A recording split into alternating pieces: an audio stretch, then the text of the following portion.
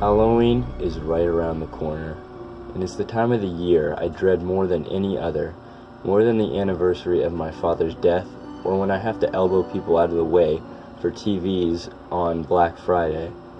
And it all started a decade ago. I was 25 back then, and the first time I felt too old to go out knocking on my neighbors' doors asking for sweets.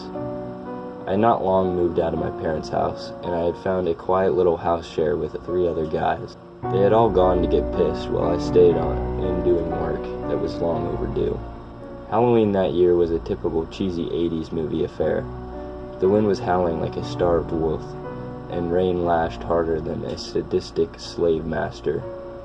The whole gimmick bored me rigid, so when the first groups of children turned up for begging for charity, I promptly shut the door in their faces. Their costumes were profoundly homemade, with a bargain supermarket vibe to all of them, lack of imagination. It was around 10:30 when I first saw the kid. He couldn't have been any older than 8.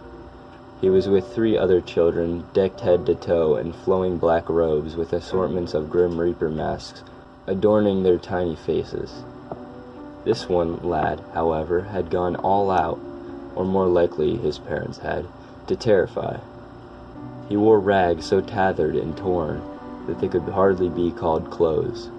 He was barefoot, with his feet scabbed and ripped, and covered in congealed blood. His skin had been discolored to give it a purified appearance. There was, however, no odor to him.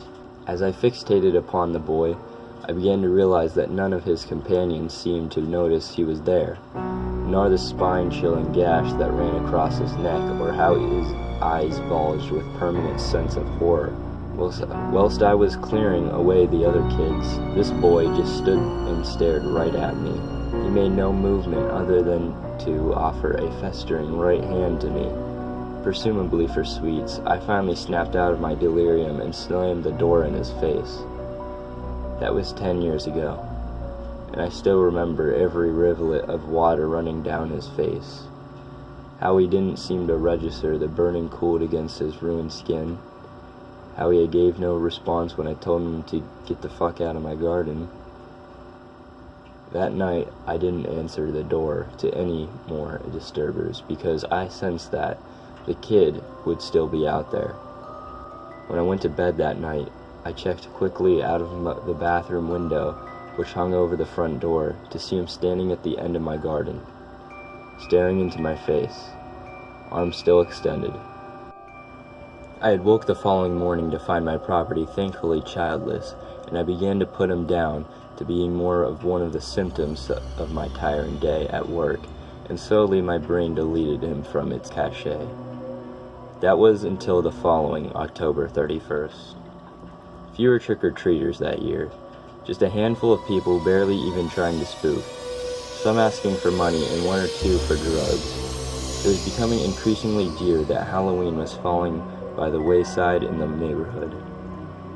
I, myself, was content to settle myself in the living room, with bourbon and a few softcore movies, and fall into a deep sleep, which I was rudely awakened from at 10:30 on the dot. That's not to say that something woke me up, but I was definitely jerked out of a potentially nice slumber. I was hit by that fairly common chill that people get when someone walks over your grave. Every inch of my skin pulsed and stood on end, like a gazelle sensing a predator. Dozily, I wandered into the kitchen to grab a glass of water. While I was refreshing myself over the sink, I made the awful decision to look up, and I saw a sight which haunts me to this day. The boy from the year before.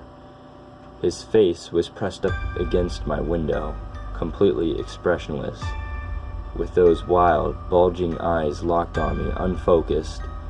I jumped back, hitting the unit on the other side of the kitchen, giving me a searing pain on my back of my head. All the while, the boy continued to stand there, looking right into my kitchen. He made no movement to try and break the window. In fact, he showed no signs of wanting to hurt me at all. His His hand was still outstretched, and the makeup he wore on last year's Halloween still etched his face, though more tatty, and then as though it had been decomposed slightly. I slinked up to my bed, and the next day, as before, he was gone. I was beginning to think a prank was being played on me. Now, this has happened every Halloween since that day in 2007. This boy has turned up either on his own or with a group that doesn't know he's there and just stares at me. I watched him until 2 a.m. a few years ago, whilst he stood at the bottom of the back garden staring up into my bedroom. I thought about calling the police once or twice, but he showed no signs of aggression, so I don't know how much of help they would be. What worries me is how he has not aged once over the last decade. Anyway, with Halloween so close, I just want to get this out there. I suspect he will be back again this year, and for once I am going to be tough and speak to him. I'm 35 after all, and he's just an orphan in Harry Potter's hand-me-downs. Happy holidays, everyone.